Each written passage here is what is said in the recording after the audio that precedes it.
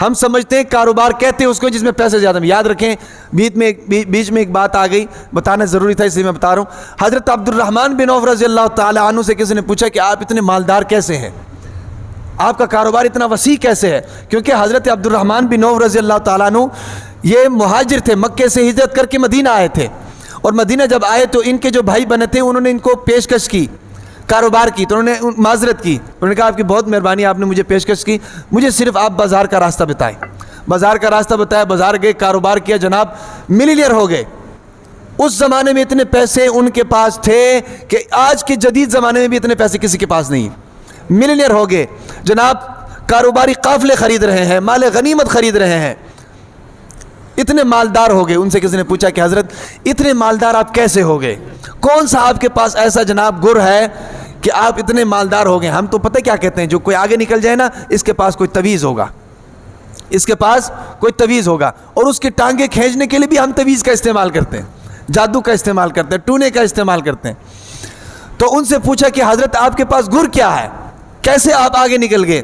تو انہوں نے کہا کہ بھئی سیدھی سی باتیں ہیں، 2-4 باتیں، ان پر میں عمل کرتا ہوں، ان پر کمپرومائز کبھی بھی نہیں کرتا، میں کاروبار میں ترقی کرتا ہوں۔ فرمایا کہ وہ کون سے؟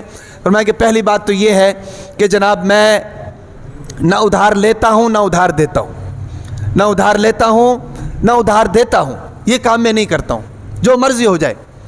دوسرا فرمایا کہ کسی چیز کے اندر بھی کوئی عیب ہے، وہ چیز بیچتے وقت گاہک کو بتا کر بیچتا ہوں کہ اس چیز کے اندر یہ عیب موجود ہے۔ تیسرا فرمایا کہ میں کبھی بھی ذخیرہ اندوزی نہیں کرتا۔ یہ دیکھو آج رمضان ہے، آٹے نہیں مل رہے، کہاں گئے آٹے؟ ملوں کے اندر چھپے ہوئے۔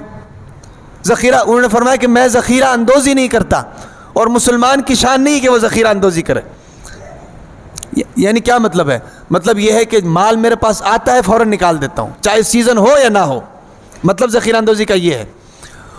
اور اس کے بعد چوتھی چیز کیا فرمائی؟ فرمایا کہ میں ہمیشہ منافع کم رکھتا ہوں، میں ہمیشہ منافع کم رکھتا ہوں۔ اب یہ 4 پوائنٹس بتائے ہیں، ان 4 پوائنٹس کو اگر آپ دیکھیں، ان میں سے ایک چیز نکلتی ہے، وہ یہ ہے کہ وہ اپنے مال کو گھماتے رہتے ہیں۔